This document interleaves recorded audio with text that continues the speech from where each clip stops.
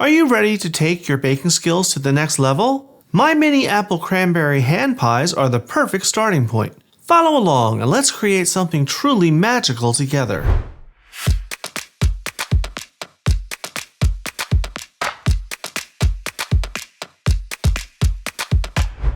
Hi everyone, welcome to Let's Celebrate TV. I'm your host, Peter Lee. Today, our celebration is all about some of my favorite flavors. We're making my mini apple cranberry hand pies. What is a mini pie? You're probably wondering, and what's a mini hand pie? A hand pie is exactly that. It's a small pie that can be handheld. It's usually crust that's folded over and holds a filling. We're going to make a smaller version that's about the size of a cookie. They're delicious, so let's get started. Now we're going to start with the filling. I have here my skillet. I'm going to put it on medium-high heat. And we need to melt some butter. I have a tablespoon of butter that we're going to put right in the pan. Let's get that melting. All right, our butter's melted just fine. We're going to add some apples. It is an apple pie after all. I have here a large Gala apple that I peeled and finely diced. Right in. You can use Gala, you can use Fuji, whatever kind you like, but a more firmer apple that's going to hold up to having a little bit of cooking. You don't want something that's going to disintegrate. Now sometimes apples turn brown as soon as you cut them. And that's okay if that happens because it's going to be cooked. But a way to avoid that, sprinkle it with a little lemon juice. It won't flavor it, but it'll stop it from browning. Next up, we're going to add some more flavors. First is a tablespoon of granulated sugar, just plain old sugar. And then, what goes well with apples but cinnamon. This is a teaspoon of ground cinnamon. We're just going to stir this. And we're going to let it cook until the apples start to soften. Maybe about 5 minutes, if that. These are finely diced, so they'll soften pretty quickly. It's been about 4 minutes, and my apples are nice and soft. Now we're going to add some cranberries. I have here 2 tablespoons of dry cranberries, and all I did was I chopped them roughly. I just ran my knife through them to help them break down a little bit. And put these right in. Give it a good stir. And now I'm going to cut the heat. I'm going to let this just sit here and cool down a little bit so it's a little easier to work with. Now let's talk crust. Pie has to have a crust, right? I'm using today my favorite product in the world, store-bought pie crust. This is the kind I really like. You can make your own, but I like to use this. It's quick and easy, and it's always consistent. We're just going to unroll one.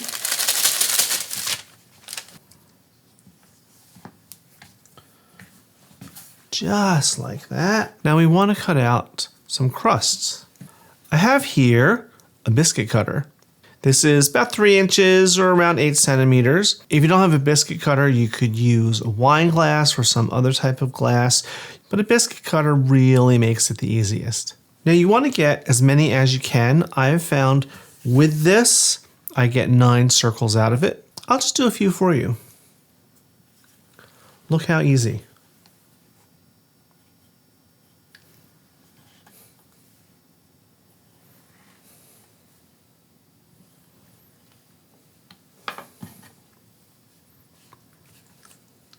Simple. I have some that I did earlier. Let's assemble a pie. We're going to start with a circle of dough. Filling. Let's use a generous teaspoon of this fruit mixture. Right in the center. Now we're going to take another circle of dough, put it right on top. Now I like to push it down a little bit. Kind of looks like a ravioli, doesn't it? We want to crimp the edges with the tines of a fork. That's going to seal them to make sure that the filling doesn't leak out. and you just push down gently. Not too hard.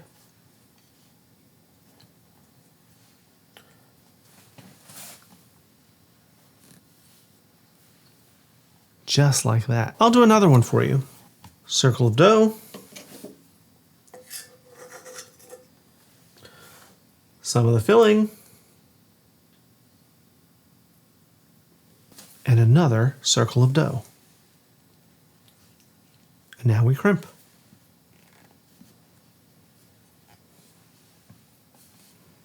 Now I'll do the rest. All right, here we are. Our pies are all assembled. Now I've put them on a baking sheet that I've lined with parchment paper. I did that because it's going to keep them from sticking in case any of the filling leaks out, and it's going to make for easy cleanup. Now our next step, before we put these in the oven, they need some vent holes. Now if it were a little bit close to Halloween, I might cut some jack-o'-lantern faces. You could do flowers, you could do designs, whatever you like. But today, I'm just going to put a few little slits in the top.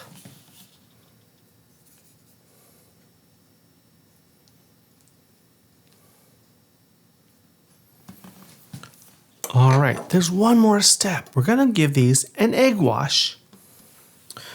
I have here an egg yolk and a couple teaspoons of water that I just mixed together. And we're just going to simply brush it on top of each one. What is that going to do? It's going to make them shiny and golden when they bake.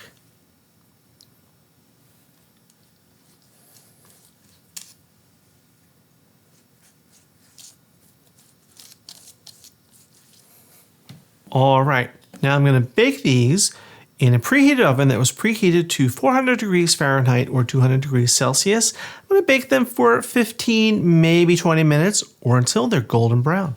So off to the oven. It's been 15 minutes and look what is out of the oven. It took them 15 minutes to get nice and golden. I put them on a wire rack, actually for another 5 minutes, let them cool down a bit. But look at these beauties. Look how glorious they are. Let's give a little taste. Let's see what the inside looks like. Oh, look at that. That looks delicious. Now let's do my favorite part, the tasting. These are still a little warm, but they're good warm. They're great at room temperature, however you like them.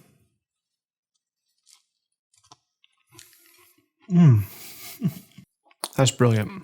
Just brilliant.